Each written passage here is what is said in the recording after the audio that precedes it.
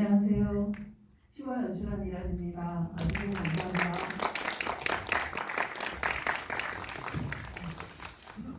네, 안녕하세요. 오늘 감독과의 대화 진행을 맡은 손희정이라고 합니다. 제가 카카오톡 오픈방 여느라고 약간 정신이 없었는데요.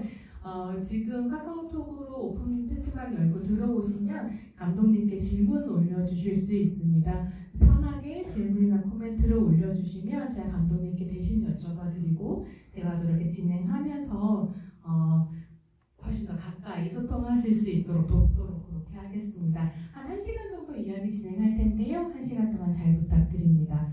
네, 감독님 인사해 주시기는 했는데요. 이 영상 자료에서 어쨌든 관객분들 이제 뵙고 이야기를 나누게 됐으니까 소감 어떠신지 가볍게 나눠보면서 시작해볼까요? 네. 사실 처음으로 장편을 완성하는 것을 목표로 그렇게 한번 만들어 봤는데, 근데 이제 이런 자리까지 초대되고 하니까 진짜 좋습니다. 네, 그리고 이런 자리에서 또 코로나 때인데도 이렇게 고객분들이 계속 채워주시고 영화를 봐주시니까 진짜 좀 어떻게 보면은 봄이 오는 길목에서 토요일 낮에 바깥은 날씨도 되게 좋은데 이런 영화 보시기 좀 꿉꿉하시지 않으셨을까, 약간 좀 죄송한 마음도 들고 그렇습니다. 네, 이런 꿉꿉하다 보기 정말 좋은 작품 아니었나 싶기도 한데, 사실 이제 한국 영상자료 시네마테크에서 선정한 2021년 올해의 한국 영화 10편 중에 한 편으로 뽑혔어요. 그래서 굉장히 많은 관객들도 사랑하는 작품이었지만 평론가들도 굉장히 사랑하는 작품이었던 것 같기도 하고요. 그 10편 중에 한 편으로 꼽힌 것에 대한 어떤 마음 있으실 것 같아요. 그러니까요. 제가 연출한 영화가 이럴 수도 있구나. 되게 기분 좋고요. 그리고 또 어떻게 보면은 사람들 사랑하는 모습들이나 이런 거 보면서 이런저런 비관적인 생각들을 많이 하게 되는데, 근데 이제 이 영화가 평가받는 것은 이 영화 속의 주인공인 제복이가 하는 선택들, 그리고 이제 제복이가 만나는 사람들에 대해서 어쨌든 응원하는 마음들이 있어서 아마 그런 거라고 생각이 들거든요. 그래서 이제 그런 점에서는 사실 제가 연출한 작품이 어떤 주목을 좀 받고 있어서 기분이 좋은 측면도 있겠지만, 그래도 어쨌든 우리가 좀 맨정신으로 최대한 열심히 좀 옳은 방향으로 살려고 하는 마음들이 많이 있구나. 근데 이런 생각이 들면서 또 좀 더 긍정적인 생각도 하게 되고 그렇게 되는 것 같습니다. 네, 사실 어떻게 보면 해고 노동자의 삶에 대한 이야기를 다루고 있는데, 이제 많은 사람들이 해고나 계약 만료나 이런 식의 형태로 고용이 불안정한 것을 경험하고 있다는 점에서 동일시하고 공감할 수 있는 어떤 부분이 한쪽에 있고, 다른 한편으로는 점점 더 이제 노동자들의 노동 조건이라고 하는 게 더 나빠질 것 같은 시대가 열리기도 했는데, 저는 그런 생각도 들더라고요. 이게 다른 사람의 신발을 기꺼이 신어보는 것이 굉장히 우리의 상상력을 확장시키고 다른 사람의 삶을 상상하는 데 큰 도움이 되는데, 휴가 같은 작품이 있어서 사실 해고당하고 5년 동안 투쟁한다는 거는 저는 상상이 안 가는 어떤 삶이기도 한데, 그걸 이렇게 초대해주는 너무 좋은 작품이었다는 생각이 들기도 하더라고요. 그래서 작품 자체의 아름다움과 그런 초대의 강인함 같은 것들을 느끼면서 2021년 최고의 작품으로 꼽힐만 하다라는 생각이 좀 들기도 했습니다. 되게 엄청나게 부여를 해주신 것 같아서 몸둘바를 모르겠습니다. 네, 객석에서 백은하님께서 주신 질문으로 얘기를 좀 시작을 해볼 텐데요. 너무 사실적이어서 충격적이었다라는 코멘트를 주셨어요. 그리고 제가 이제 제 개인 SNS 타임라인에도 실제로 투쟁 현장에 같이 해보셨거나 투쟁하셨던 노동자들께서 그러니까 그 맨 처음에 이제 제보기가 음식을 만들어서 나눠 먹고 하는 그 장면에서부터 이게 너무 사실적이어서 뭐랄까 심장이 다 막힐 정도였다 이런 말을 하기도 하거든요. 근데 굉장히 많은 조사나 어떻게 묘사할 것인가에 대한 고민이 좀 있으셨을 것 같아요. 이런 사실성 어떻게 카메라에 담아내실 수 있었는지 좀 여쭤보고 싶습니다. 네, 사실 그 초반에는 해고 노동자들이 만든 밴드 이야기로 장편 시나리오를 만들려고 인터넷이라든지 혹은 이제 그분들을 다룬 다큐멘터리 뭐 이런 그 자료들에 의존해서 좀 취재를 하다가 한 2, 3년 지난 다음에 좀 답답하고 이렇게 간접적으로 취재를 하는 게 좀 답답하고 해서 이제 본격적으로 좀 농성하시는 천막에 가서 좀 오랜 시간을 보내면서 옆에서 관찰을 하는 방식 그리고 같이 단편 영화를 4편 정도 만들었어요. 그 해고당에서 농성하시는 분들이 직접 출연하시는 이제 그런 영화 작업도 같이 하고 하면서 조금 더 가까운 곳에서 좀 관찰을 했고요. 이제 어떤 분들은 제가 뭐 오랜 연대 끝에 만들었다 뭐 이런 말씀도 하시는데 사실 연대라는 말은 저한테는 좀 과분한 말이었고요. 왜냐면은 실제로 거기서 연대하시는 분들이 연대하는 활동들을 보면 저는 그냥 좀 관찰자 정도의 역할이었던 것 같아요. 이제 그러면서 이제 그분들이 주로 이제 생활적으로 어떤 말씀들을 하시는지 그리고 식사하실 때는 어떻게 하시는지 그리고 그 농성천막에 사람이 있을 때와 자기들끼리 있을 때 뭐 어떤 변화가 있는지 뭐 이런 것들 그래서 이제 그런 것들을 좀 꾸준히 관찰하고 메모하고 그거를 이제 어떻게 배우들의 연기를 통해서 표현할 수 있을까 이런 것에 좀 집중했던 것 같고요. 그리고 이제 배우들이랑 리허설을 하면서 좀 과하게 연기하는 것 같은 부분들을 좀 덜어내고 이런 방식으로 표현을 했습니다. 백은하님께서 혹시 감독님 기자 출신이신가요? 라고 물어주셨는데 사실 기자로서 취재를 했다기보다는 감독으로서 사실 그 생활을 함께 하면서 보신 것들을 그럼 영화 속으로 옮기신 것이기도 할 텐데요.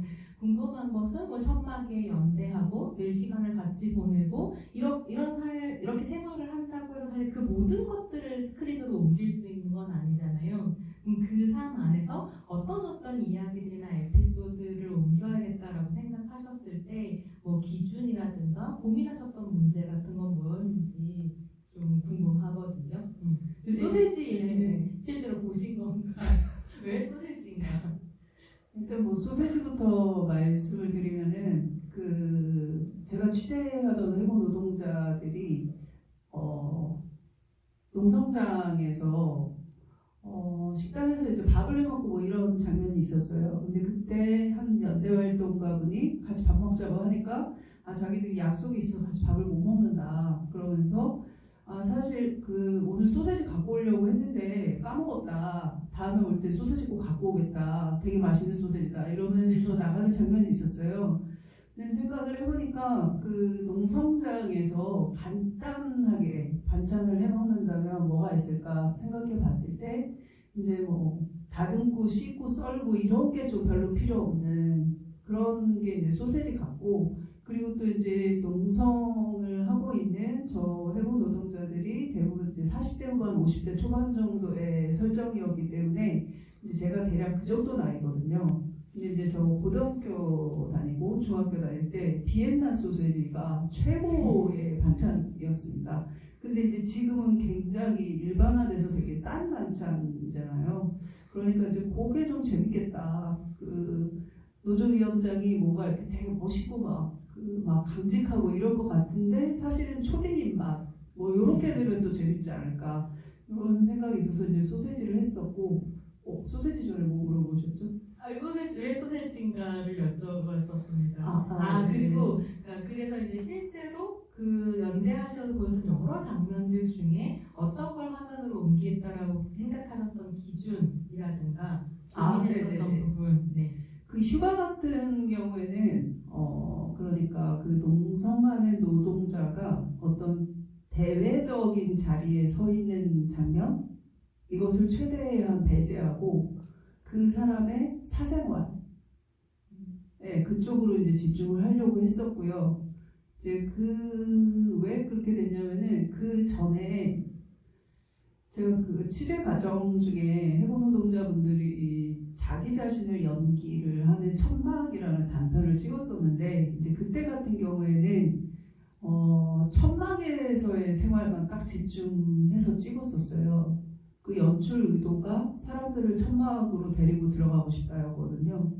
보통 우리가 농성천막을 이제 지나갈 때 뭔가 죄책감 같은 거, 여기에 함께하지 못하는 죄책감 같은 것 때문에 막 종종걸음으로 빠르게 지나가거나 아니면은 저 쓸데없는 싸움을 하고 있다, 질게 뻔한 싸움을 하고 있다, 그러니까 나는 저 사람들을 지지하지 않는 거다, 그러니까 나는 저 사람들에게 연대하지 않는 거다, 이렇게 스스로를 합리화시키면서 이제 지나가거나 어쨌든 다 지나가는 위치에 있는 경우가 되게 많다고 생각했고 이제 저도 그 중에 한 사람이었던 거고 그래서 천막에서 이 사람들이 뭘 먹고 어떻게 자고 자기들끼리 무슨 얘기를 하고 뭐 때문에 싸우고 뭐 이 사람들 중에 담배를 끊으려고 하는 사람이 있는지 없는지 뭐 이런 어떤 세부적인 그런 것들을 묘사하는데 되게 힘을 썼다면 이제 슈가 같은 경우에는 그래서 이 사람들이 그러니까 농성 현장이 아닌 자신의 사적인 공간에서는 어떻게 살고 있는가, 그리고 오랜 농성이 이 사람의 사생활에 어떤 영향을 미치고 있는가, 뭐 이런 것들에 좀 집중하려고 했습니다.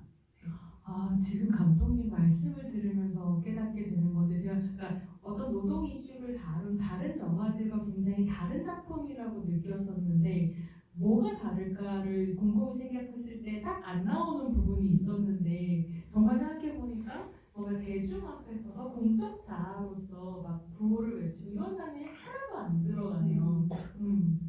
와, 흥미로운 부분이 있다라는 생각이 좀 들기도 하는데요. 사실 제가 이제 이 작품을 처음 봤을 때 굉장히 인상적이었던 건 역시 휴가라는 제목이었던 것 같아요.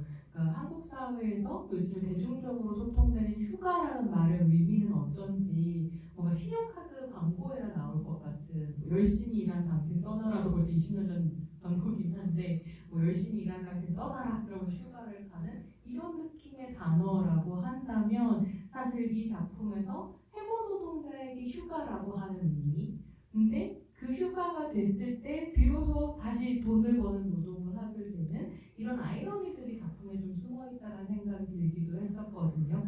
그래서 이런 작품을 만들어야지라고 했을 때 제목은 어떻게 결정하게 되셨는지 고민 같은 것들은 어떤 게 있었는지 궁금합니다. 네, 일단 작품의 컨셉이 해고 노동자가 농성을 잠깐 쉬는 기간을 갖고 다시 농성장으로 돌아오는 얘기이기 때문에 휴가라고 제목 짓는 크게 어려움은 없었어요. 근데 사실 그 전에 가제로 제가 지어놨던 제목이 이제 두 가지 정도가 있었는데 하나는 밥줄이었고요. 그러니까 이제 그거는 밧줄 끊긴 노동자가 동료들에게 밥을 해주면서 농성을 하다가 이제 집에 가서 가족들에게 밥을 해주고 아르바이트를 하면서 동료 노동자에게 밥을 해주고 그리고 다시 농성장으로 돌아가서 밥줄에다가 밥을 올려주는 얘기니까 그러니까 밥줄 이렇게 써놓고도 한번 해봤고요. 그리고 또 제목 하나가 미래 경영상의 위기에 대비하기 위한 해고는 정당하다. 네, 이런 제목도 한번 생각했었어요. 왜냐하면은 되게 극진적인 제목인데요. 네, 사실 이게 이분들 그러니까 이 휴가에서 첫 사건이 그거거든요. 이제 그런 내용으로 이분들이 이제 정리해고 무효소송에서 패소를 한 거예요. 근데 이제 판사들이 패소 결정을 한 이유가 이거라는 거죠. 미래 경영상의 위기에 대비하기 위한 해고는 정당하다. 실제로 취재했던 그 노동조합도 이 기준으로 정리해고 무효소송에서 패소했어요. 근데 이제 생각을 해보면 너무 웃기잖아요. 미래 경영상의 위기에 대비하지 않으려는 기업이 있나요? 모든 기업들이 다 그러고 있죠. 근데 그러기 위해서 하는 해고가 정당하다고 하면 그냥 이 나라에서는 정당하지 않은 해고는 없는 거예요. 그래서 이 너무나도 당연한 문제 제기인데 이제 그것이 5년의 투쟁 끝에 이제 그런 방식으로 이제 패소한 노동자들, 그러니까 요거를 좀 되게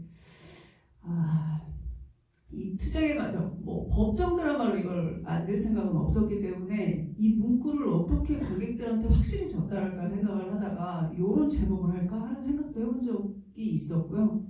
근데 이제 아무리 생각을 해봐도 이건 좀 너무 선언적이고 관객분들한테 제가 너무 좀 이런 것도 있어 이러면서 막 윽박 지르는 것 같기도 하고 별로 좋지 않더라고요. 그래서 최대한 좀 보편적인 단어 그리고 이제 작품이 뭐 하는 얘기인지 줄거리를 좀 이렇게 딱 요약할 수 있는 제목으로 좀 휴가가 적당하겠다. 그리고 보통 휴가는 돈 버는 사람들이 유급휴가.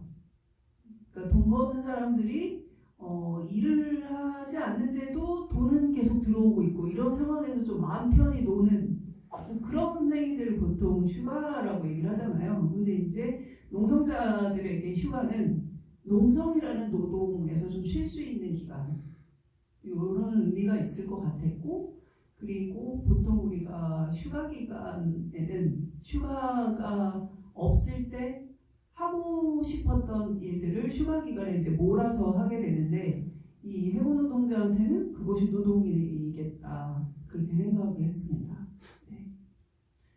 가분 설명을 들으면서 생각해보면 그러니까 작품의 제목이라고 하는 건 관객들에게 주는 첫 인상인데 다른 제목이 됐으면 같은 영화라고 하더라도 이게 다른 이상의 작품으로 남았을 수도 있겠다. 왜냐면 지금 설명하신 것처럼 휴가라고 하는 그런 아이러니한 단어를 썼기 때문에 제목의 그 마음이라고 하는 걸 관객들이 더 잘 느낄 수 있었던 것 같기도 하거든요. 결과적으로 저는 그래서 휴가가 제일 좋은 제목이었던 것 같다. 네, 저도 잘 선택한 것 같습니다. 근데 이제 제목 설명해 주시면서 밥줄에 대한 이야기도 해주셨는데 진짜로 작품 안에서 밥을 먹는다는 것, 밥을 만든다는 게 굉장히 중요한 행위로 카메라 굉장히 정성 들여서 잡고 있다는 생각이 좀 들었었는데요. 하이님께서 이런 질문 주셨어요. 제가 요즘 노안이 와가지고 좀 떨어져서 가는데 열심히 만드신 영화 잘 봤습니다. 영화 내내 주인공이 밥을 하거나 먹는 장면이 인상 깊었는데 밥을 먹는 행위에 대해 어떤 의미를 가지고 촬영을 하신 건지 궁금하다는 질문 주셨어요. 그 밥을 먹는 것은 보통 우리가 우리 밥 한번 먹자 이제 이렇게 얘기하는 거는 그 사람이 뭐 5,000원에서 한 8,000~9,000원 정도 하는 밥값이 없을 것 같아서 내가 그 사람의 밥값을 대신 지불해 주려고 밥을 먹자고 하는 건 아니잖아요. 그러니까 밥을 먹자고 하는 거는 뭔가 얘기도 하고 싶고 요즘 뭐 어떤 감정을 느끼고 사는지도 좀 알고 싶고 근황도 알고 싶고 뭔가 이렇게 관계를 시작하고 싶거나 아니면 유지하고 싶거나 좀 더 발전시키고 싶거나 이럴 때 이제 밥을 먹자라는 표현을 하는 것 같아요. 여기서는 그러니까 휴가에서는 밥을 먹는 걸 가지고 그 각 인물들 간의 관계가 지금 어느 정도 와 있는지 이런 거를 좀 뭐라고 해야 돼?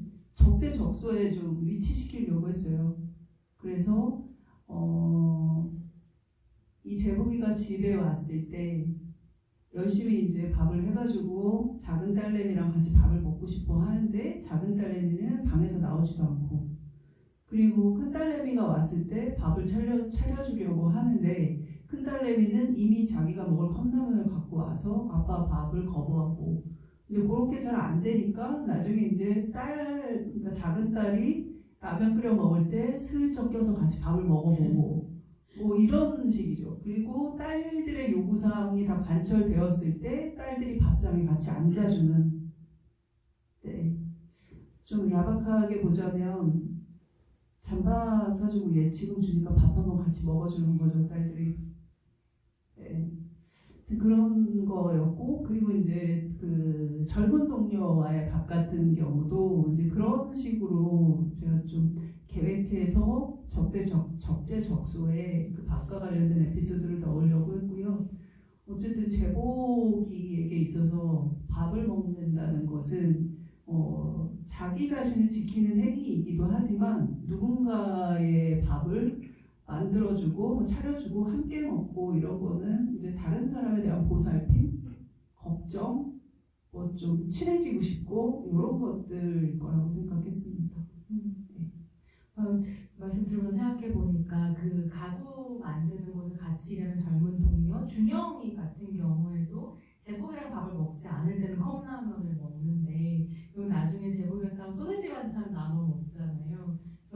그래서 이런 설정들을 보면 한편으로는 내 감독님의 주제의식이었을지는 잘 모르겠지만 어떤 세대 간의 차이 같은 걸 좀 느낄 수 있기도 했었던 것 같거든요. 그러니까 딸들이 뭘 제대로 챙겨 먹지 않고 라면으로 때우고 그게 어떻게 보면 지금 뭐 10대, 20대가 처해져 있는 굉장히 불안정한 삶의 조건을 보여주는 것 같기도 했었는데 그게 또 이 준영의 삶에도 들어가 있고 한편으로는 준영의 집에 갔을 때 뭔가 제복이가 생각하는 집이 갖춰야 될 건 아무것도 갖추지 않은 상태 이런 것들이 집에 대한 질문을 던지기도 하지만 지금에 드러난 어떤 세대 간의 갈등이나 뭐 차이 같은 걸 보여주기도 하나 그런 생각이 들기도 했었어요. 혹시 그런 부분을 좀 고민을 해보셨나요? 네, 뭐 그런 측면도 있었습니다. 그러니까 저는 사실 제가 딸이 있거든요. 사실 딸이 있거든요. 네, 사실 딸이 있는데 20대 초반인데 그 딸내미가 10대 때 먹는 음식들을 보고 있으면 저게 과연 음식인가? 그러니까 특히 불닭볶음면 같은 거를 먹고 있을 때 맛있냐고 하면서 제가 한번 제복이처럼 먹은 적이 있었거든요. 근데 이거는 제가 봤을 때는 음식이 아니라 약품인 거예요. 물질. 캡사이신. 아니 근데 제 딸 같은 경우에는 사실 좀 먹을 게 없어서 그걸 먹은 건 아니죠. 그러니까 이제 친구들 사이에서 그게 유행하고 하니까 이제 자기도 그걸 먹고 싶고 그래서 이제 먹었던 건데 근데 이제 여러 그 청년들의 산업재해와 관련된 그런 뉴스들을 보면은 컵라면이라든지 뭐 이런 그 코드들이 나오는데 이제 생각을 해봤는데 저는 그게 이제 밥값을 아끼기 위해서 컵라면을 먹기도 하겠지만 어떤 면에서는 밥에 투자할 시간이 별로 없어서 그러니까 밥을 먹는 일에 투자할 시간이 별로 없어서 점심시간이 정확히 확보되지 않아서 그럴 수 있겠다는 생각이 들었고요. 근데 이제 그거를 그대로 영화에 가져오는 거는 좀 별로 재미가 없는 것 같고 휴가에서 그 젊은 노동자 준영이가 라면을 먹는 건 어떻게 생각을 했냐면 일을 하지 않을 수 있는 시간이 점심시간 12시부터 1시까지인데 이제 그때 밥에 투자를 하느라고 뭐 주변에 식당에 가서 앉고 메뉴를 고르고 밥을 먹고 뭐 하고 또 뭐 옆 사람들의 수다를 견뎌내고 이런 것보다는 최대한 게임할 수 있는 시간을 확보하기 위해서 혹은 음악을 듣는 시간 뭐 이런 것들을 확보하기 위해서 밥 시간을 최소화하는 그런 방식으로서의 식사라고 생각을 했어요. 마찬가지로 이제 그 친구가 자취하는 집에서도 밥이 없고 컵라면 정도만 있고 이런 상황도 이제 그런 거라고 생각을 했고 그런데 이제 제복이 같은 경우에는 밥심이 되게 중요한 세대고 뭔가 자식들한테도 밥을 먹여야 자기가 부모 노릇하는 것 같고 그리고 나 자신도 밥을 먹어야 뭔가 내가 건강함을 유지하면서 살려고 노력하는 것 같고 이런 차이는 분명히 있을 거라는 생각이 들었습니다. 준영 얘기를 하고 있다 보니까 채미아님이 이런 질문 주셨어요. 준영은 전문 연기자가 아닌가요? 아닌 것 같아서 오히려 더 리얼하네요. 아 준영이요? 네. 아니 준영이는 연기자입니다. 네. 네. 준영이 연기자입니다. 그 오디션 할 때 계속 카메라를 쏘아보면서 오디션을 했어요. 그래서 그 자리에서는 제가 약간 어색했는데 집에 와서 오디션 영상을 보니까 괜찮다 이런 생각이 들더라고요. 준영이 같은 경우에는 중간에 그러니까 계속 성실한 얼굴을 하고 있다가 아저씨가 뭔가 자기 인생에 확 개입하려고 할 때 얼굴 표정이 확 바뀌잖아요. 그런 어떤 약간 좀 야수적인 그런 것들이 좀 필요했거든요. 근데 그 배우가 마침 오디션 할 때 계속 카메라를 쏘아보면서 대사를 하더라고요. 근데 그게 되게 준영이와 잘 맞는 것 같아서 캐스팅했습니다. 네. 제가 잠깐만요. 딸들에 대한 질문이 있었던 걸 지금 여쭤보려고 했는데 질문이 여기 있습니다. 네, 그래서 이제 그 밥에 대한 이야기, 라면을 먹게 되는 과정에 대한 이야기를 나누면서 이 질문 함께 드리면 좋겠다고 생각했는데 별처럼비님께서 이런 질문 주셨어요. 제복 씨는 어린 미성년 딸 둘만 두고 어떤 마음으로 그 긴 시간을 투쟁을 했을까? 다른 일로 생계를 꾸리며 금전 지원을 하는 방법도 있었을 텐데 아버지로서의 의무감기로 보여지는 부분이 있다는 질문을 주셨고 아마 이 작품이 이런 질문을 꽤 많이 만나지 않았을까 싶기도 하거든요. 네. 그 제복이가 사실 그냥 딱 봤을 때는 이게 딸들을 부양하는 삶을 선택할 것인가 아니면은 뭐 동지들과 함께 자신의 어떤 신념을 지키는 뭐 이런 삶을 선택할 것인가 이렇게 딱 두 가지 길에 있는 것 같이 보이지만 제가 생각한 것은 어떤 것이었냐면 농성장에서의 삶에 최선을 다하고 집에 와서는 그 딸들을 키우는 부모로서의 일에 최선을 다하고 이런 선택을 하는 사람이라고 생각했거든요. 그러니까 사실 이 영화 같은 경우에는 열흘 정도의 시간을 다루고 있는데 이때 이제 그 집에 딱 왔을 때 마치 5년 동안 한 번도 집에 안 온 것처럼 혹시라도 영화를 보실 때 그렇게 읽히실 수도 있을 것 같아요. 근데 이제 그거는 아니고 뭐 일주일에 한 번, 한 달에 한 번 이런 식으로 이제 집에는 꾸준히 왔던 거였고 그리고 이제 휴가라는 명목으로 비교적 긴 시간 동안 집에 머무를 수 있는 시간이 5년 만에 온 것이죠. 그래서 이제 그 전에도 계속 아이들을 살피기는 했던 거예요.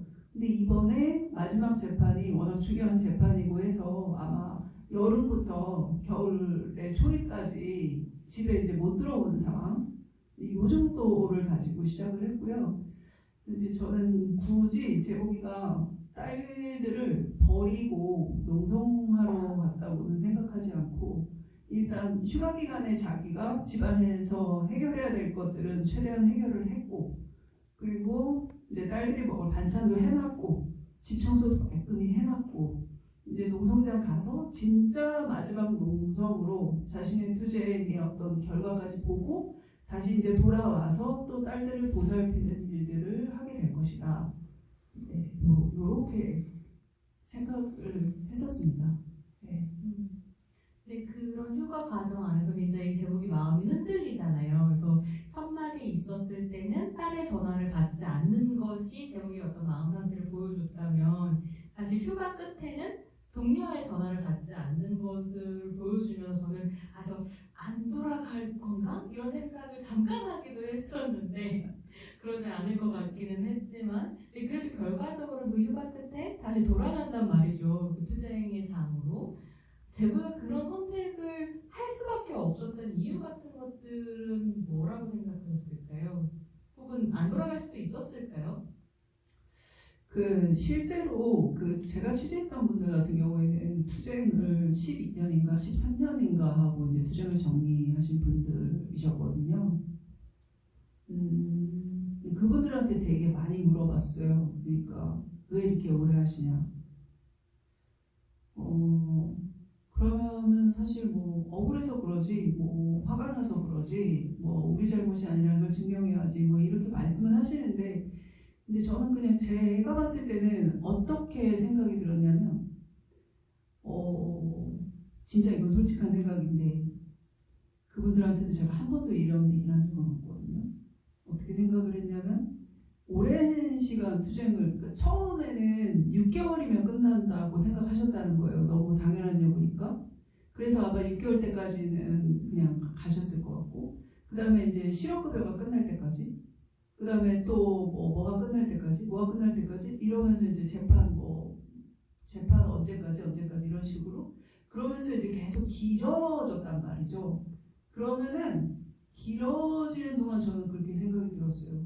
이 싸움을 이렇게 길게 했고 그러면 이 싸움이 끝나는 날 내가 전화기로 그 소식을 듣거나 누구와의 술자리에서 그 소식을 듣거나 그런 게 아니라 이 싸움을 끝냅니다 라고 대외적으로 이야기하는 자리에 나란히 서 있는 사람 중에 한 사람이고 싶을 거라는 생각이 들더라고요. 그게 뭐 어떤 분들은 옥이라고 생각하실 수도 있을 것 같고 어떤 분들은 신념이라고 생각하실 수도 있을 것 같고 뭐 또 어떤 분들은 본전 생각난다라고 생각하실 수도 있을 것 같은데 어쨌든 저는 누군가가 자기의 어떤 신념을 가지고 긴 싸움을 했다면 마지막에 그 싸움이 지는 것으로 정리되든 이기는 것으로 정리되든 그 자리에 있고 싶다라는 거는 사람으로서 가질 수 있는 굉장한 자존감이라고 생각하거든요. 아마도 그래서 이럴 수 있지 않을까 하고 좀 생각해봤습니다. 제가 사실 이 작품을 보면 정말로 좋았었던 것 중에 하나는 이게 보통 이제 우리가 관습적으로 생각했을 때 생산노동과 재생산노동은 약간 분리되어 있는 것이고 생계를 위해서 일을 하고 노동을 하다 보면 사생활이나 가족들을 좀 등한시할 수 있는 것으로 굉장히 많이 상상이 되는데 사실 이 작품의 놀라운 점은 생산노동에서의 노동자의 권리를 충분히 누릴 수 있을 때에야 노동을 할 수 있을 때에야 사실은 사적인 삶도 풍요로울 수 있고 재생산 노동도 하면서 나를 바꾸자 돌봄 노동도 하면서 내가 아끼는 사람들을 돌볼 수 있다라고 하는 걸 너무 잘 보여주는 작품이라고 생각했거든요. 그래서 휴가를 와서 비로소 돈을 벌면서 가족과 함께 시간을 보내는 그 제복의 모습이 너무 인상적이었고 그런 부분과 더불어서 딱 그것들을 묘사함에 있어서 이 영화가 지금까지 한국 영화에서 잘 보지 못했던 노동자 남성의 모습을 남성 노동자의 모습을 보여준다라는 생각도 들었었어요. 굉장히 스테레오타입을 벗어난 완전히 다른 남자의 모습이고 제가 되게 보고 싶었던 남자의 모습이기도 했었던 것 같아요. 스크린에서. 그래서 감독님이 제복이라는 캐릭터를 디자인하실 때 디자인이라는 말이 좀 어색하긴 하지만 상상하시고 그의 삶을 묘사하시고 대사를 쓰고 이렇게 할 때 어떤 상을 가지고 계셨던 건지 이런 캐릭터를 통해서 어떤 이야기를 하고 싶으셨던 건지 좀 궁금합니다.